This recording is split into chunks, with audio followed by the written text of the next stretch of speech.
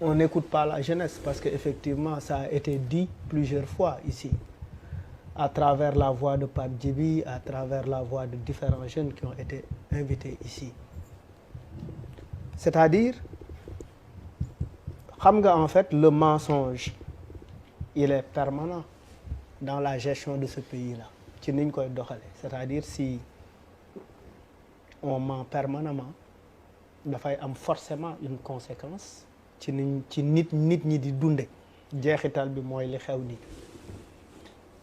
ne suis pas d'accord quand Charles dit que oui, ça a été planifié. Rien du tout n'a été planifié. C'est-à-dire, c'est un ensemble de frustrations qui a trouvé un prétexte. Mouniou, sukkandiku ci prétexte bi effectivement pour exprimer une colère. C'est l'expression collective d'une colère à travers des jeunes effectivement sans emploi. Et le président de la République lui-même, dans son discours, a dit « J'ai saisi, j'ai compris ». Je vous ai compris. Ouais. Je vous ai compris. Non, je vous ai écouté, je vous ai entendu et je vous ai écouté. Oui, je vous ai compris. Je vous ai compris. C'est effectivement ce qu'on attendait. Que nous avons humilité ou effectivement, parce que maintenant ça contredit, je ne vois pas vos brassards rouges.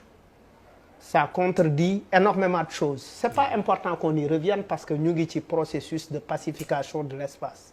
C'est quand même important. Parce que si la faute avouée est à moitié pardonnée, nous pouvons comprendre. Parce qu'effectivement, le président de la République a parlé dans ce sens. Et c'était bien avant 2012, c'est-à-dire c'est pour la première fois depuis que Macky gouverne, me dégué comme moi de cette façon, avec beaucoup de respect et beaucoup d'humilité. Sénégalais et que le contexte ne lui était pas favorable parce qu'effectivement, on ne peut pas saisir un contexte de crise sanitaire pour effectivement créer des situations politiques parce qu'effectivement, on a voulu s'appuyer d'une crise sanitaire pour régler les questions politiques. C'était inélégant. Et plusieurs fois, l'alerte a été sonnée plusieurs fois. Plusieurs fois. Pour moi, c'est-à-dire on impute la faute à une partie de la jeunesse, encore une fois, personne ne le veut, hein? Même si les gens des fois sur les plateaux s'expriment avec beaucoup de colère, nit ñi bëgguñ dëkk bi tak. Mais daf lu nekk dafa am lu koy jur. Li jur situation bi tout, on le sait. On a des ministres qui ont 5 voitures, qui habitent dans un quartier, à côté la famille ne mange pas. Ce n'est même pas décent, c'est pas du tout correct. Dafa am benn anecdote bu simple. Ñaari famille yu dëkk côte à côte. Benn famille bi tout le temps dafa naan may ma ceeb, may ma diwlin, may ma suukar, dese woo mburu. Benn jour famille bi ëppale.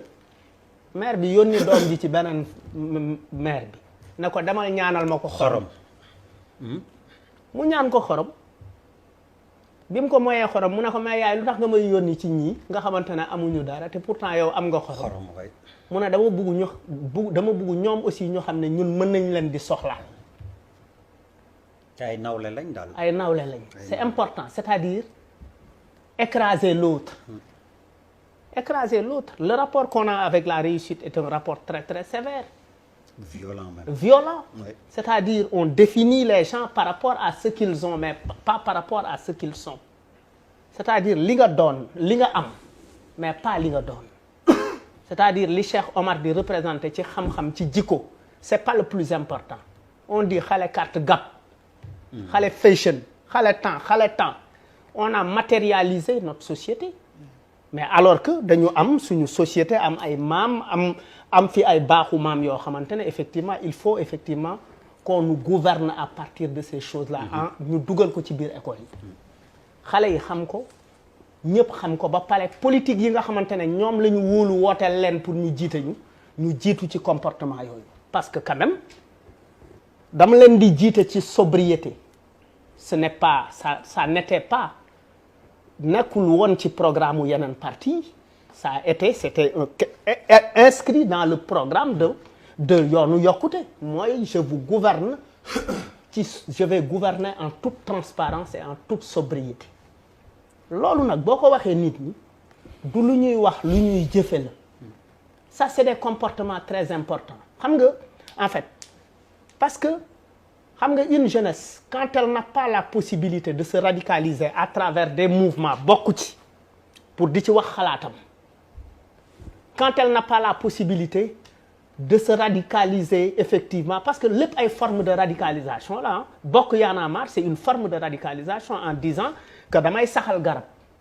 damay waxtaane démocratie mais ñeneen ñi ils disent je me radicalise en prenant les armes parce que lépp situation moo koy waral léegi nag on peut ensemble éviter les choses par exemple de 2012 à maintenant l'État du Sénégal a mis plus de 680 et quelques milliards pour la jeunesse li doon yoon mooy effectivement ñu teg saytu ne effectivement fan la loolu jaar parce que effectivement le président peut avoir de belles idées mën na am xalaat bu rafet mais effectivement daf ko dénk ay nit ba pare teg ay organes de contrôle yooyu ñu ngi tudd IGE ñu ngi tudd OFNAC ñu ngi tudd tel ñu ngi tudd tel mu bañ a nekk en fait affaire kumba am ndey ak kumba amul ndey c'est-à-dire les options doivent être sociales elles ne doivent pas être politiques quand on dit que effectivement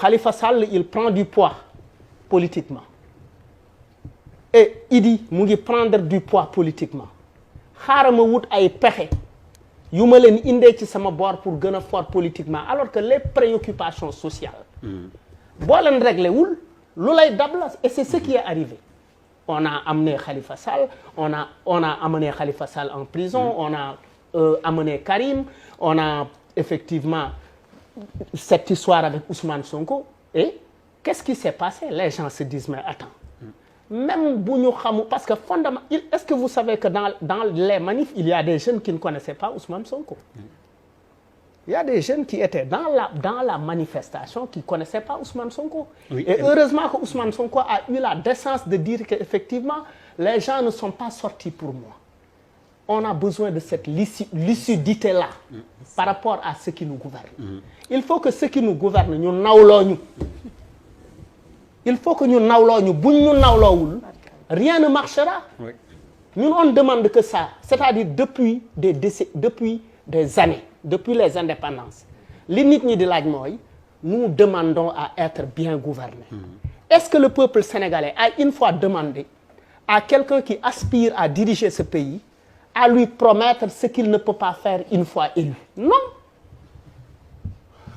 les électeurs n'ont jamais demandé à ce qu'on nous crée des montagnes d'or, à ce qu'on fasse de Guédiawaye une ville, ce qu'on demande, une ville lumière, on demande à ce qu'on crée les conditions d'épanouissement des jeunes de Guédiawaye. Wut loo leen liggéey que yoonal ñu doomu diw bañ et puis arrogance lu tax arrogance baaxul.